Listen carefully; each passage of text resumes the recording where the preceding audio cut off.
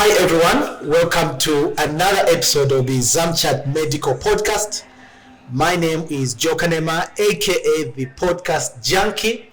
Of course, not forgetting my partner, Bright Mulenga, who is the guy behind the camera. Today we bring you another interesting episode, but before we go to the episode, please remember to subscribe or to follow us. We are on YouTube, Zamchat Podcast. We are on Facebook, Zamchat Medical Podcast. We're also on TikTok, Zamchat Medical Podcast. So please remember to follow us. So today we'll be having an interesting conversation with the man that is here. He is a nutritionist. He is also the president of the Nutritionist Association of Zambia. He is also a nutritionist, a consultant as well in the space of nutrition. So we'll be having a conversation surrounding everything regarding nutrition. So please welcome to the podcast, Mr. ROMMIE. Thank you so much. I'm excited to be here. Yeah.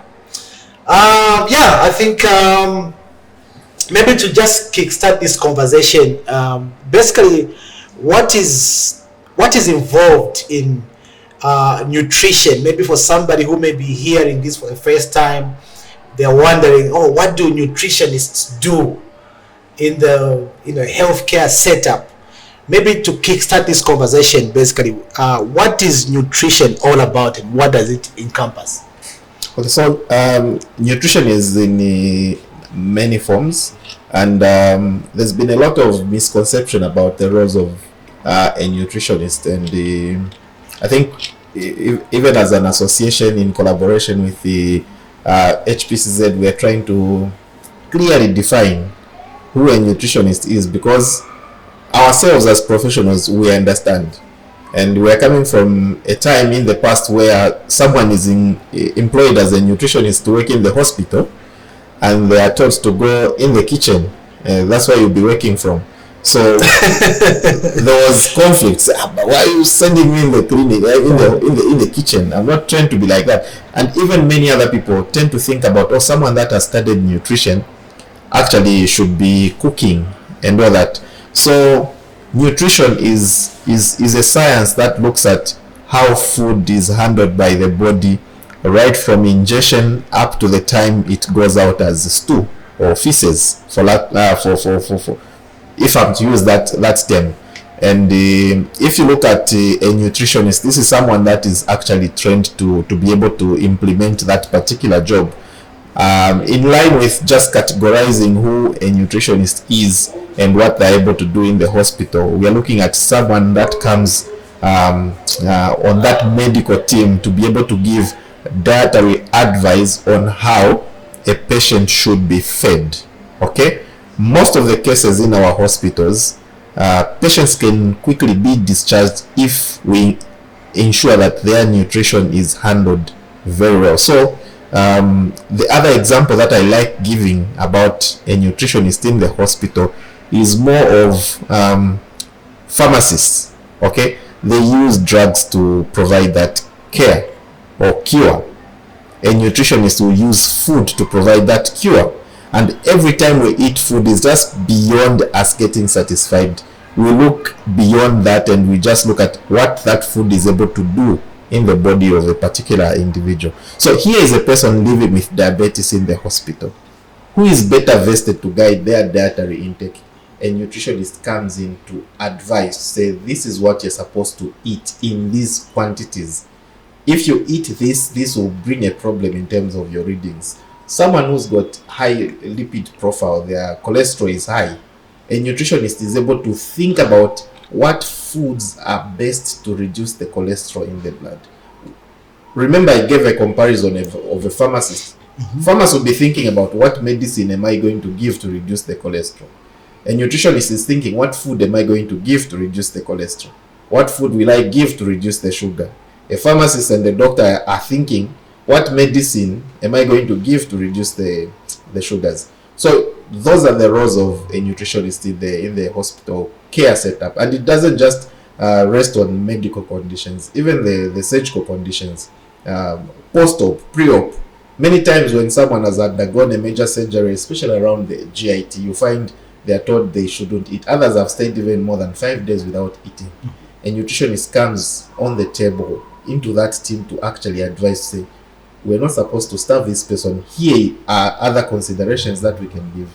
People that are critically ill, for example, we've seen them inserted with an NG tube. We feed them with Super Mahel, Super Shake. Those are not foods ideal for someone that is critically ill. So this nutritionist actually comes on the table to give that expert advice. Say, okay, actually this person needs to feed like this. They make calculations of how much someone needs to feed and in the right amounts. So in terms of also just classifying now, because nutritionist is a broad term in Zambia, and for now many people will be able to hear certain titles to say clinical nutritionist stroke dietitian, or they will hear dietitian, or they will hear public health nutritionist, they will hear nutrition technologist. So a nutrition technologist is a diploma holder. So those are more like trained generally because they are at that level. Whilst when we look at a clinical nutritionist or a dietitian, this is someone that is going to use diet to cure disease. Okay, at an individual level.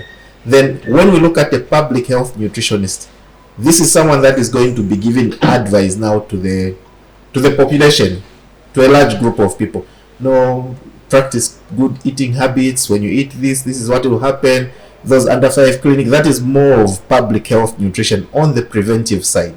So a nutritionist, if we look at it critically, even in other settings or in other regions of the world, a nutritionist will not be anywhere in the hospital setup.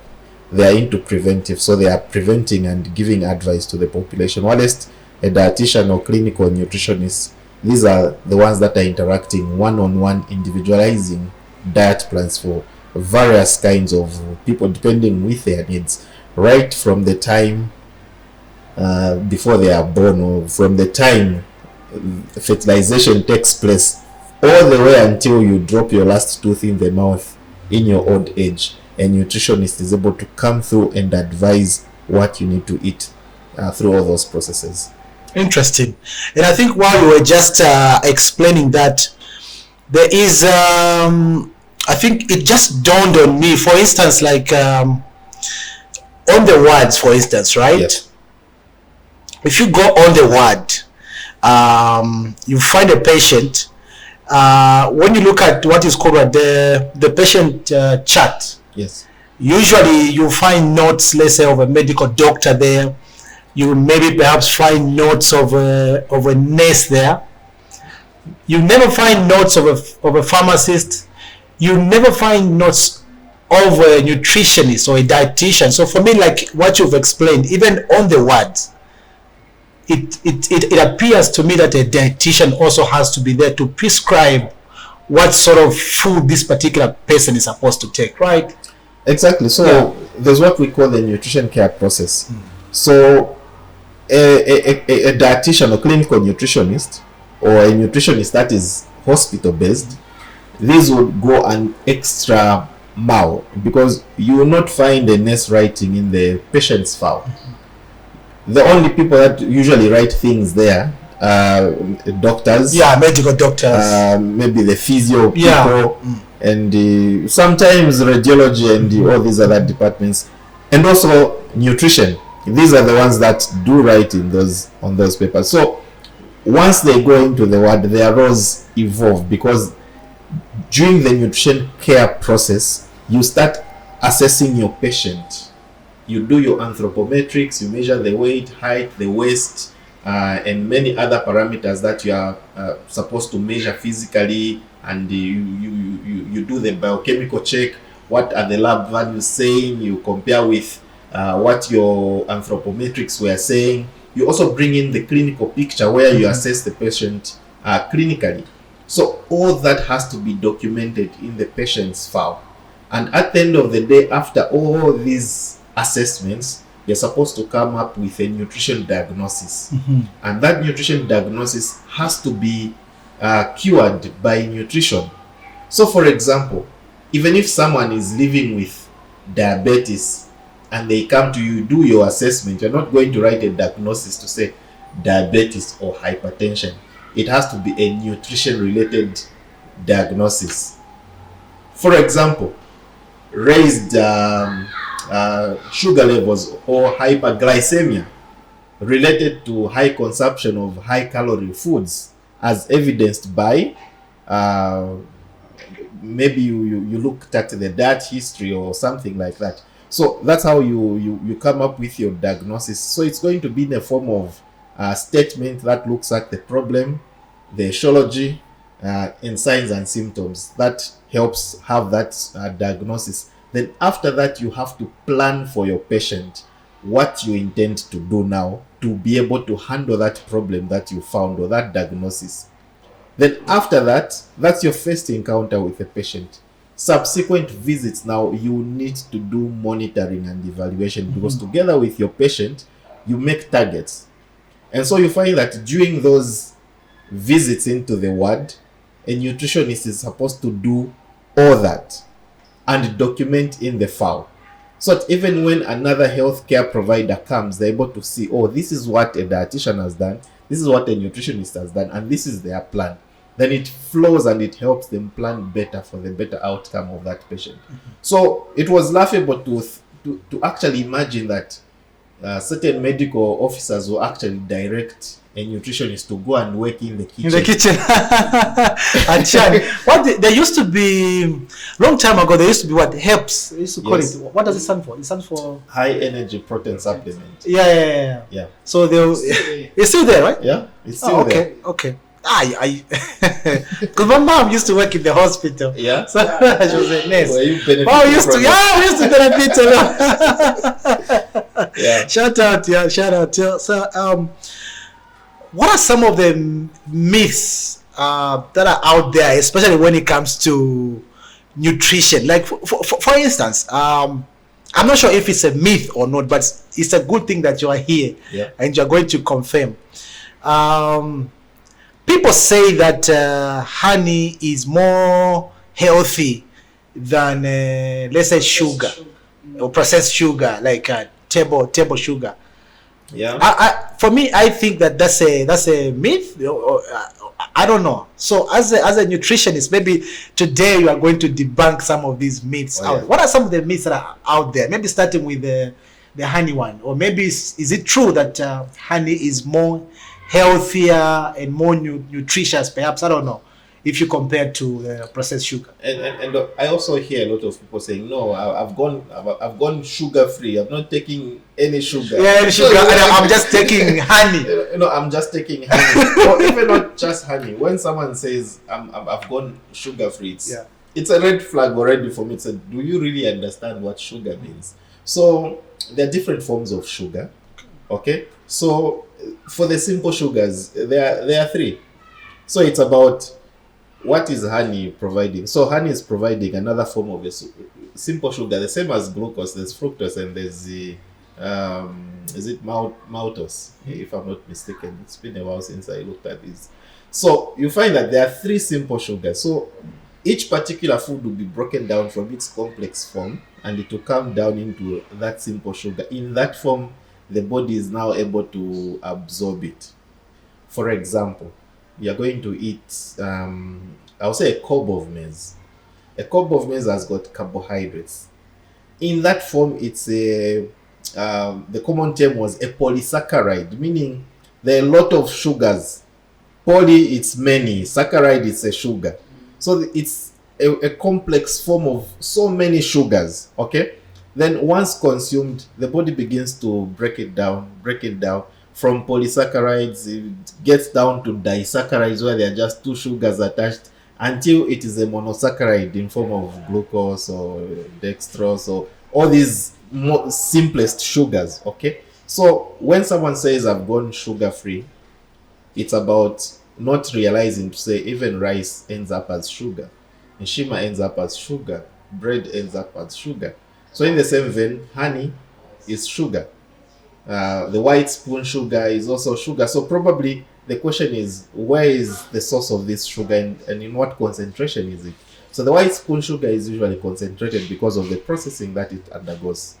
while honey remains in its natural form.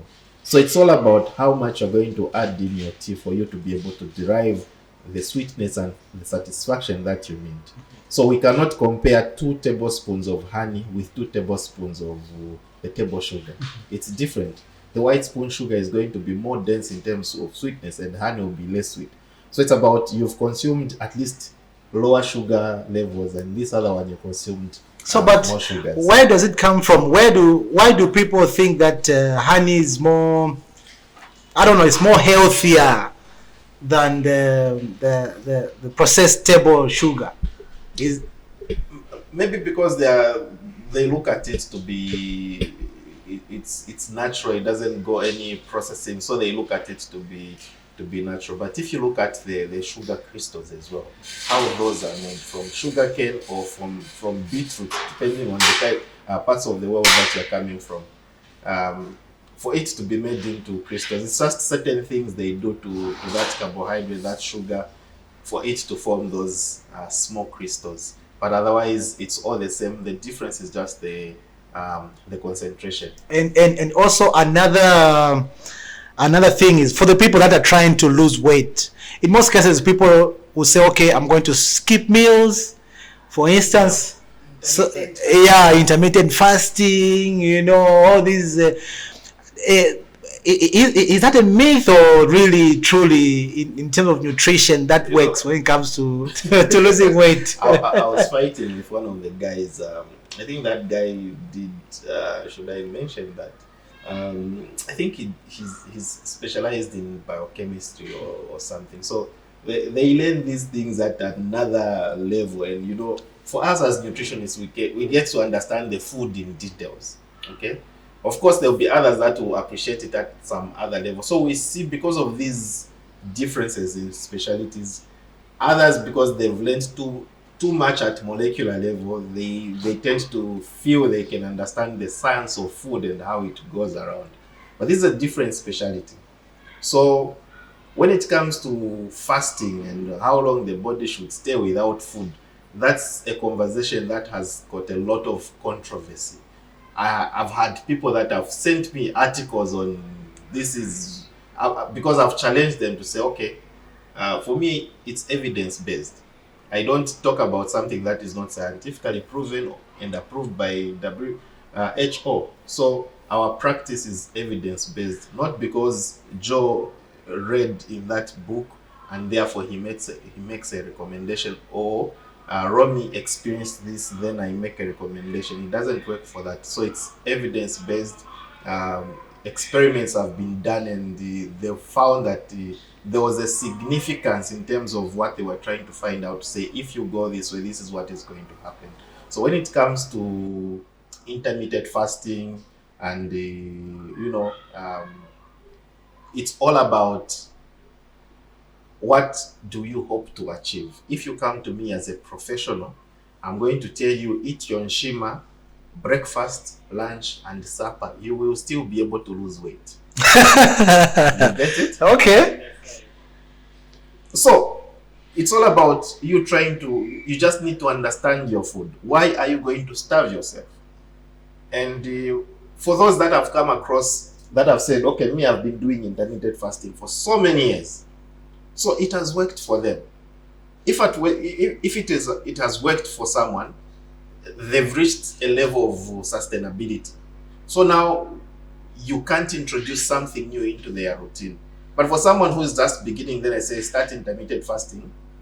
There's a big danger, because you starve your body, you get too hungry. When you come across food, your body naturally produces hormones that are going to convince you whether you like it or yes.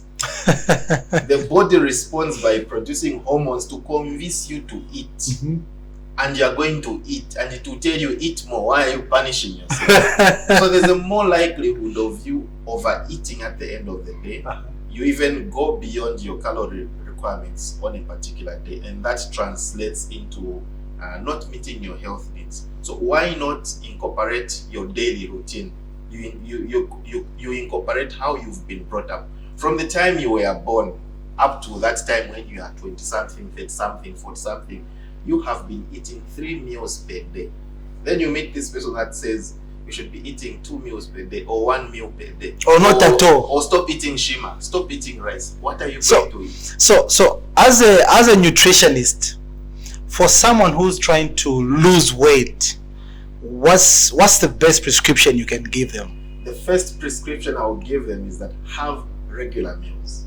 Okay. Regular meals, they will keep you satisfied at a particular level. So like when you say regular meals, is have that your like breakfast? Okay. Have your lunch. Okay. Have your dinner. Okay. And if at all you are hungry, you can still snack. So the same way, if I was eating maybe let's say 3 lumps of Ushima at lunch, 3 lumps of Ushima, And now, do I continue eating like that, or So do I now- reduce to 2 to 1? That's where the main issue comes. Mhm. Okay. Culturally, we've been told we need to eat a lot of shima, and we claim we can. For us to be satisfied, is 3 lumps of shima. The portion is very key. Yeah. The amount of shima that we need, either shima or rice or bread, is very little. You need just about half a lump. And description of a half a lump, I normally show my hand like that. Yes, that smaller one is the one that you should use for your lamp, or something. You curve your palm like that. Don't spread it. It has to be curved. This is the portion of unshima, very small, such that if like it has to, it will take you 3-4 times. Your shima is done. Okay, because we are used to grabbing big portions of shima when we're eating. So you need very small amount of shima with a lot of vegetables, about twice my hands like that. Okay? And growing up, we saw those partitioned plates, the round plates, Yes, where yes. half of the plate. Then the bigger part was for the Nshima, The bigger part. the smallest part was for the Yes. vegetables. Exactly. So the bigger part is supposed to have vegetables. The smaller part, your Oh really? and your other part, that's where you put your protein. Okay? We've been doing it the wrong way. We've been You've been doing it the wrong way. So you see, all you need to do is learn to know the portions you're supposed to consume. Because once you miss out the portion, then you find weight loss a very difficult thing to attain. So if you want to eat shima for breakfast, this small lump of shima with your vegetables and with your leftover kapenta or chicken or whatever is still good enough for you, because it supplies the right amounts. If you choose to have 2 slices of bread, it's still good enough. But don't eat just bread alone. Think of maybe you today you put tomato and onion there. Tomorrow you can put an egg. The other day you can spread a teaspoon or tablespoon of peanut butter. The other day you can put a teaspoon of honey or jam, depending. Make it interesting. Vary your options. Losing weight is not a punishment. You need to enjoy your meals. And one of the principles that I talk about is enjoyment. Enjoyment is about enjoying even the flavor of your foods. Let it have the taste that you want. Okay? So it's about increasing fiber, reducing the portion of your carbohydrate, and increasing the amount of vegetables on the plate. And the role of vegetables, why we want you to consume a lot of vegetables, is because vegetables are high in fiber amongst the other things that they are providing. For example, the vitamins and the minerals, they're also high in fiber. The role of fiber in the diet is that it's going to keep you full for a longer period of time. It's also going to keep you your bowel movement intact. It's also going to help maintain your weight. So what they do is they fill up your stomach. So the approach that we need to have as we are eating on that plate full of vegetables and a very small portion of shima and your protein, aim to finish your vegetables first. So not the usual size of mikusu. Get a small portion of shima, grab a lot of vegetables and eat. Your mission is to finish the vegetables first before your shima is done. Okay. Once you finish your vegetables, your body would have registered already to say, now you're getting full. The brain and the stomach has communicated, now you're getting full. So by the time you're done with your vegetables, fibers filled up your stomach. You end up winding up what is remaining on the plate for the sake of finishing it up, and you'll be comfortably full. And you're going to remain full for a longer period of time. If you do it otherwise, the same way that we do it, your nshima is going to finish after just getting 3-4 portions from there. It's done and you're not yet satisfied. naturally the body will call, hey, pass me that bowl of rice or shima, I'm not yet satisfied. And you get more carbs, and that translates into failing to meet your health needs. Also, just the snacking options that we choose in between meals also is very key. Most people do not know that the sugar sweetened beverages contain a lot of sugars. I don't know if I'm allowed to say that. Please, you can say. And also, when you say snacking, what I've seen is that people, when they talk about snacking, is they're talking about some biscuits, and they're talking about, they're talking about maybe some cookies, or some stuff like that. That can be. Is that what you should be eating, say, in terms of you trying to lose weight? Or maybe you can shed more light on that, like in terms of the snacking part. Your snacking is a small food that you're going to eat in between meals. It's not equivalent to what you eat during your main meal. So it's something. But what do you choose to eat for that particular time? So it's okay, you can eat your biscuit, but how many biscuits are you going to eat? And what is your objective for snacking? We're not just snacking for fun, for the sake of putting something in the mouth. No. You only snack when you're feeling hungry, to keep your energy levels intact. And the choice is very important. So if you're going to eat biscuits for fun, you're not snacking. That's the main meal you're eating. Because if you finish a whole pack of ginger biscuits, which are so tempting because you can't eat one, or eat some more that you can't eat one, you keep on eating until the whole pack is finished. What does that do? You load up your calories. You were taking that with your Fanta or Coca-Cola or Fruitcana or whichever drink that you were taking, which is also high in sugars. So you find that you load yourself up, that biscuit, the pack, and your drink, already you've made maybe half or more than half of your requirements per day. Now think about the nshima that the breakfast that you had, the nshima you're yet to have, and the dinner for lunch, and the dinner you're supposed to have in the evening. It means you would have exceeded.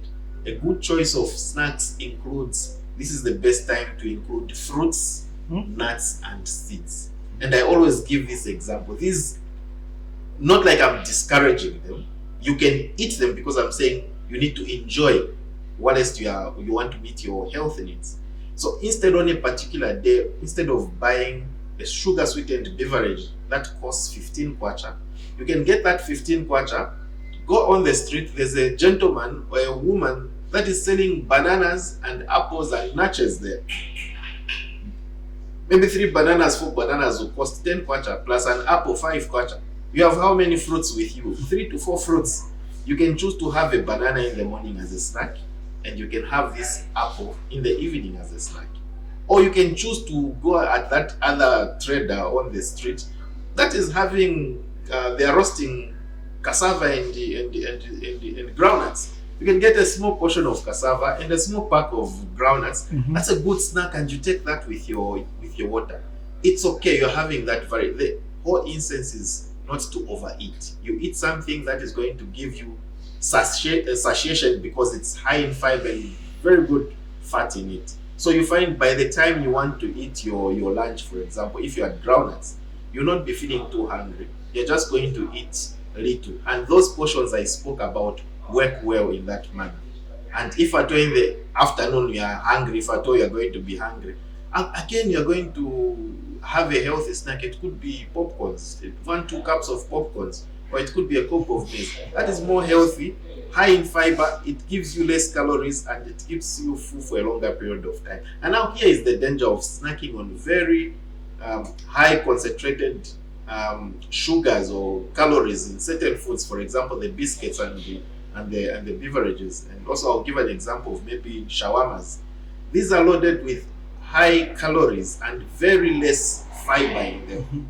So what happens to you, even pizza for example, what happens is once you eat, you're just going to be full for that period of time. After 1 hour or 2, you'll be feeling like you are not too full, and already you want to eat more.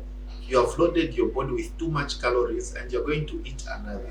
So that's the difference between snacking on a high calorie and something that has more fiber in their fritters. It's not necessary to have all those. Probably all you need is just 1 fritter and the fruit. It's good enough, and you take your water. It's more healthy. So it's about understanding in what combination am I going to have these foods. If I'm having a biscuit as a snack, am I going to get satisfaction by eating one biscuit out of that? Because I'm going to recommend to say eat 1 or 2 biscuits from that pack. Are you going to meet your desired satisfaction from that? So say it's a biscuit that you are eating, or the snacking. Is the idea is not to be satisfied from it, right? Or the idea is, okay, how many pieces of the biscuit are you supposed to eat? So it depends on a particular biscuit. I'll give an example. Am I allowed to mention the specifics? They will need to pay me for. Don't mention them. They may be our sponsor next time. So there are certain biscuits. For example, once you eat one, this one is equivalent to 4 biscuits in another pack, and this other biscuit is probably high in fiber, and it will make you feel full and you'll be satisfied with those 4 pieces from there. Whereas this other one will just provoke you and you need you to eat more and more and more. So if you try to eat 4 in this very high sugar content biscuit, you've already bypassed these others and you've consumed too much. So it's very important that people should also read the labels, understand how much sugar is contained in a serving, so that it is known. If they're just eating for fun, yes, they can manage to do with one. If they decide to buy a sweetened beverage, they should know that it's okay. They can buy Fanta, Coca-Cola, Sprite, Fruticana, but they don't need to finish the entire bottle in one setting because of the high sugars that are contained there. But Mr. MWILA, when you're talking about, let's say, especially these drinks, or let's say it's a Coke, for instance. Yeah. It's if you when you start drinking it, you're going to finish it definitely. Yeah. I think it's a way that is also designed. It's very but even in that as well, I wanted to touch on that. There's some products, say milk. You find on the market there's low fat milk, and then there's a normal milk, or maybe with the carbonated drinks there's zero sugar or low sugar. Is the zero sugar is it healthier than the other brand, and is a low fat milk healthier than the high fat milk? Or are they the same? This is just like a psychology thing they're playing on us. If you can't do with consuming low amount of Coca-Cola, go for zero Coke. It will probably meet your craving for finishing the 500 mils. But if you're going to take the regular one, just know that it can even take you 5 days to finish the entire bottle. Today you take 100 mils, tomorrow 100 mils, the other day 100 mils. It's healthier like that. If you consume it in one setting, it becomes a problem. And that's the reason now they've brought in the alternatives, the sugar-free options, where even those that are living with diabetes are able to go so that they feel part of the people.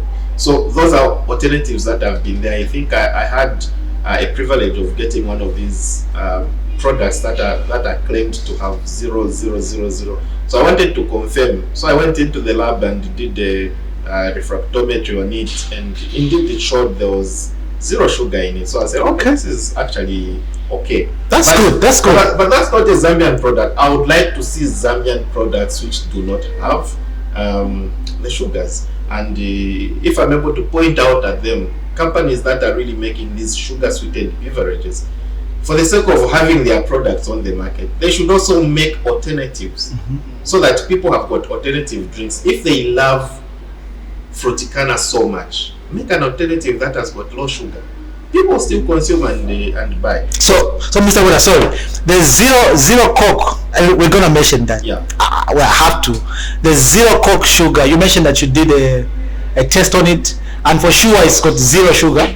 Well, I didn't say 0 Coke, but now that you've mentioned, I think I just said let's just mention. Yes. I think people can benefit from that. I got a 0 Coke. I went into the lab at the University of Zambia, and I said, I want to confirm if indeed this is 0 Coke.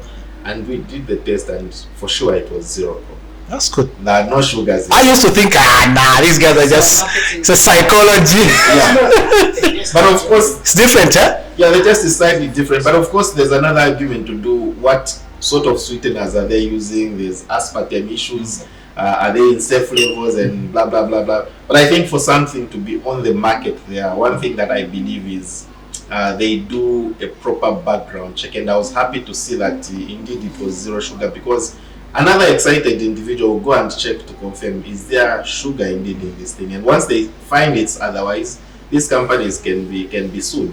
So there's an acceptable tolerance level for these foods and beverages that we see on the market. And for Zambian companies that are coming on board, I think it's good for them to really invest in this particular venture, so that even when they use certain things that may be red flags to other people, they should know that they are within an acceptable tolerance per day, so that it doesn't cause harm. Okay, there's this thing, like right now, there's a lot of fast foods all over the place. Yeah. And people always say, no, don't eat fast foods, they are not good for your health, stuff like that. What constitutes what is the right food and what is not the right food to eat for you as an individual? And I mentioned one principle out of the four: enjoyment, and the other one is variety. Okay, so variety means you're not going to be stuck with just eating the same thing all the time. You are free to vary your meals and choose this and that. And now we can also talk about, I think in a way we talked about satisfaction, where we are promoting consumption of high fiber foods, because those are the ones that will give us satisfaction fast and with low sugars. The last aspect is moderation and balance, and this is why your question is coming in. What is the right food and what is the wrong food? And by the way, if you're going to invite me or ask me to buy pizza for you, I'll buy you that small one, and I'll invite 4 other people to come and join when you finish it. So basically, moderation and balance doesn't mean you cannot take the sugar sweetened beverage. You cannot eat a highly refined food. You cannot go to Hungry Lion or Nando's, whichever outlets, to eat. You cannot go to an ice cream eating place to enjoy your ice cream. No. Moderation and balance means you can indulge, but be mindful with the portions that you're eating and how often. So once in a while, it's good. You can go and enjoy ice cream, the whole cup. It's fine. You're doing it once in a while. If you eat it today and you do the same after 2 weeks, it's not going to bring harm to you. Okay? If you go and today you feel like eating pizza, you go and buy triple decker, the large, all of it you eat alone. Of course, today you're going to have crazy amounts of calories into your body, but tomorrow you get back to your normal routine. That's not a problem. The problem is if you keep on doing it every day. For you, the day cannot pass without just having a sweet drink and shawarma. It's always there. Every day cannot pass without you eating a pizza or what, every day. Then we begin having problems. So people can actually enjoy these foods, but it has to be in moderation and balance. Even people that are losing weight, it's fine. They can actually embark on those and just enjoy. So that's why we have all these alternatives. You spoke about the low fat milk, the fat free milk, the full cream milk. These are options that are there to help us remain healthy. Of course, if you compare the fat free and the full cream milk, the difference is there. The other one is too light like water. The other one has got cream, and the thickness is, I don't know how, the taste in the mouth is actually different. So there are all these alternatives. What we need to do is we need to understand the food that we have around us, and if you have weight loss related targets, you need to actually target. So okay, this is what I'm trying to achieve. I'm not under punishment. I can still enjoy my chicken and chips. If you go to an eating place, for example, instead of chronically eating chicken and chips, you can order. For example, I know certain outlets where they will give you an option of having, you can enjoy your grilled chicken or your grilled T-bone. Then you have, instead of having fries, for example, which have a lot of oil with them, you can say, okay, give me corn, for example. On top of that corn, you can say, give me an extra serving of salads. It can be a vegetable salad or a fruit salad. Instead of buying a sweetened beverage, you can opt to buy milk. So if you look at the caloric load of all these foods, it's less compared if you just chose to have everything. The chicken, the fries, no fiber, no salads, and you drink a very sweet drink, then you are loading up your calories. So people need to understand the food and how they can eat and make all these combinations to stay healthy. Interesting. How many minutes? 40. Time is flying. Time is flying, you see. Okay. So because I think we're gonna do this, like we said, in like 2 episodes. So we're gonna maybe 1 or 2 questions, then we can cut and then do episode part 2. Okay, sure. Part 2 of the same episode. I think in part 2, where we'll mostly just concentrate on just trying to look at maybe the disease side and how nutrition plays an important role. So there's now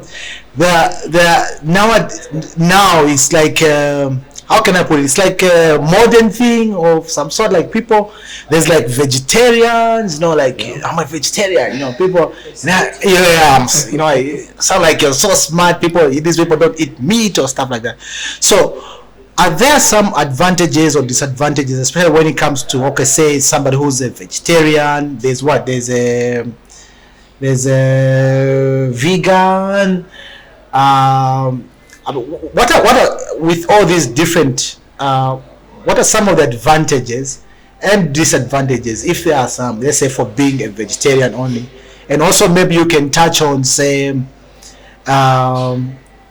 look, even when it comes to food now, like I was saying, it's even so difficult. Let's say whenever you're eating, let's say meat, you're like guilty, like. We are feeling guilty because it's like the meat there's so much fat, there's so much it's not good for your health and stuff like that. So maybe break it down for us in terms of we'll start with vegetarian or vegan.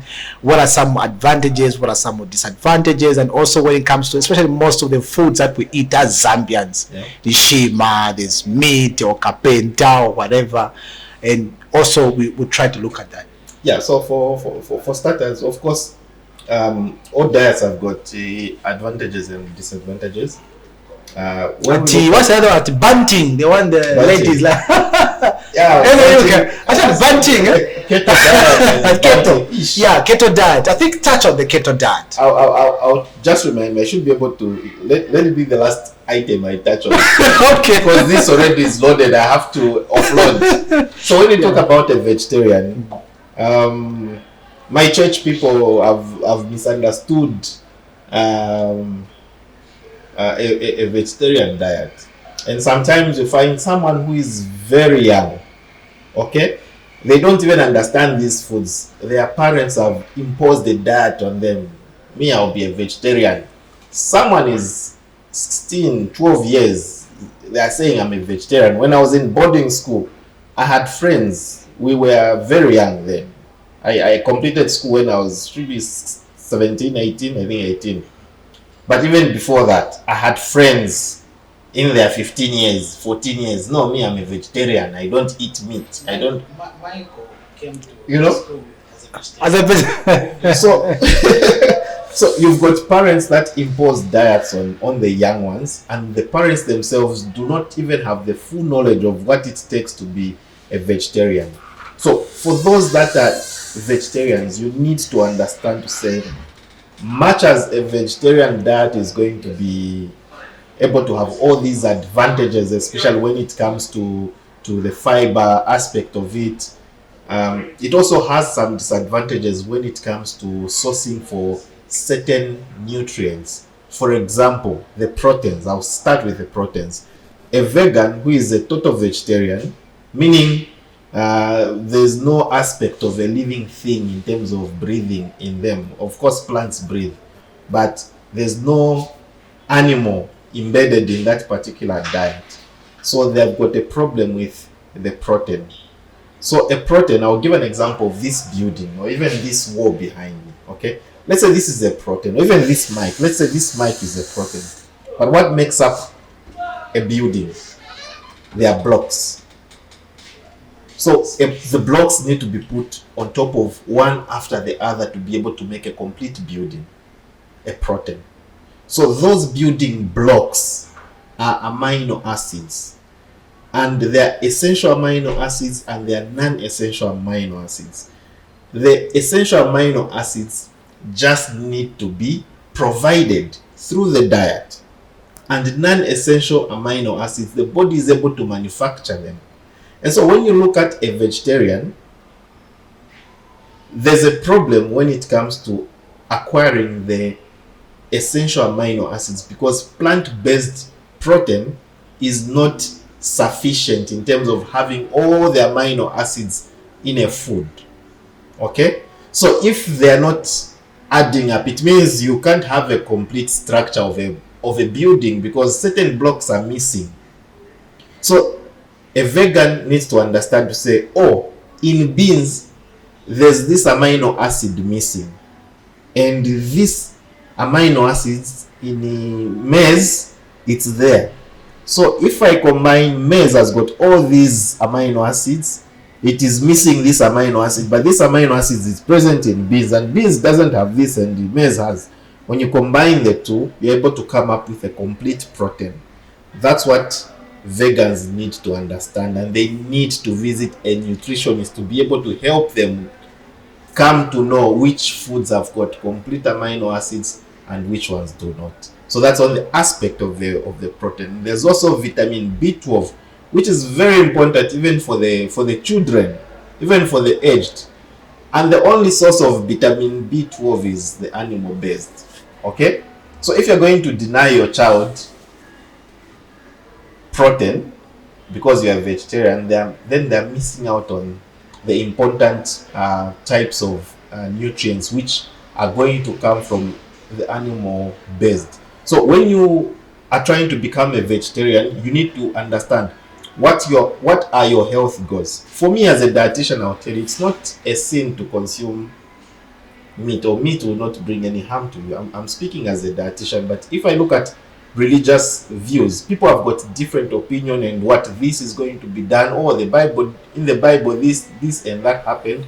But if I'm going to speak as an expert in what I've seen happening, I would rather advise someone to incorporate some form of animal protein into their meals, even when they are vegetarians.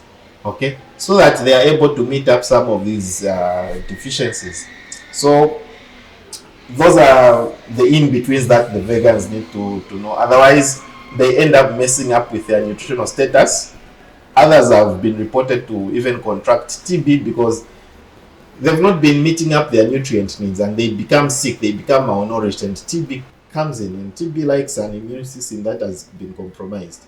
So they get sick of these diseases because the immunity has been compromised. So it's all about understanding, how do I make a combination? And that's why we see a lot of options. There's soya chunks and all these. So all those have just come on board to just make vegetarians enjoy their lives. The vegetarian sausage made from soya and all this. So these are options that are there, but ultimately it's much better. And others, again, because it's a vegetarian diet, they've thought, I can eat in whichever quantities I want, and they begin accumulating extra weight. They become obese, and their pancreas begins to misbehave. The sugar levels start going up, and they don't understand why suddenly their sugars are going up, why they are developing hypertension, because they're vegetarians. Mm-hmm. It's about they've been eating the calories in wrong portions, and these are the things that predispose them to non-communicable diseases. And I believe we'll get into those details in our next recording. But I would like to speak about the keto diet. Yes, let's close on that. So bunting is an interesting one. I joined that group and I was very excited to see how they were doing things, this and that. But there's a red flag. There was a red flag because there was no carbohydrate in there. Joe, I come to you and say, stop eating shrimp if you want to lose weight. Yes, you're going to enjoy your diet for the first week, second week, and you're going to see results. The same applies with the keto diet. You're going to see results, and the results are very fast. Within a short period of time, you see all these excellent results. Boom, boom, boom. You drastically lose weight, you start looking good and all that, but you end up frustrated. And now, once you've achieved the weight that you want, because you have forced the body to go under through certain processes which are not normal for them, but they're surviving because they are compensating, they need to survive. Okay, so they are deriving sugars from everywhere, and wherever they can break up a molecule and extract sugar, the body will begin doing that, and that's what these diets thrive on. And the promoters of them say, yes, that's what we want, because they're targeting the fat to be able to break it down. But the problem is, once you've lost, how do you stay there? You don't know. All you know is, I shouldn't eat carbohydrate, and you've missed your rice, you've missed your shrimp. You will reintroduce them because that's what you've eaten as food since you were a child. So when you begin eating the way you used to eat, because you don't know how to stay there, you end up doubling your weight, and again you get back to where you were. So you kind of go like that, and then again you... Yes, and it goes even worse than what it was. So that's the danger that is there with the banting. I like their approach, and I think one of the areas where we differed with the banting guys before they kicked me out some years ago is because I was telling them, say, no, you can't go completely carb free, include some form of carbohydrate in there. So they felt I was actually decampaigning their message, so they had to remove me from their group, and the rest is history. And the other thing that I was against with is actually the amount of fat they consume, because there's no carbohydrate. They are promoting you to eat foods that are high in fat. There's a lot of fat on that plate. What does that do eventually? On top of your body going through ketosis is when the body has been breaking down fat to produce energy. The waste products from that chemical breakdown are ketones, which begin building up in your blood. And those guys will be very happy when your blood has got more ketones. When you go at the hospital, they find you've got ketones. It's a serious problem. They want to keep you for a number of days and deal with the ketones before you go back. What effects do the ketones have on your body? So it's about changing the pH of the blood. So of course, I normally give an example of changanya fuel. You know, it's fuel that is adulterated, and you put in your car, it's going to run.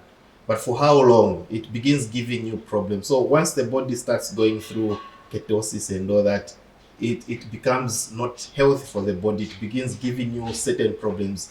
People have presented themselves with funny feelings, feeling fatigue, lacking ABCD. You know, it's because of what the body is forced to go through. So all that is actually not necessary. Others have actually told me this diet is good. It has been proven to be okay. Yes, a keto diet is good only for those people that have got seizures. For example, those that have got epilepsy. It has been discovered that those diets are good for those conditions, but not on a normal person. Okay, but even for them, it's not something that is going to continuously be prescribed for them. It's supposed to be there only for a prescribed period of time, then get back to the normal meals. I see. Oh, interesting. So that is part 1 of this episode on nutrition with Mr. ROMMIE MWILA, and we'll be back again for part 2. Stay tuned for part 2.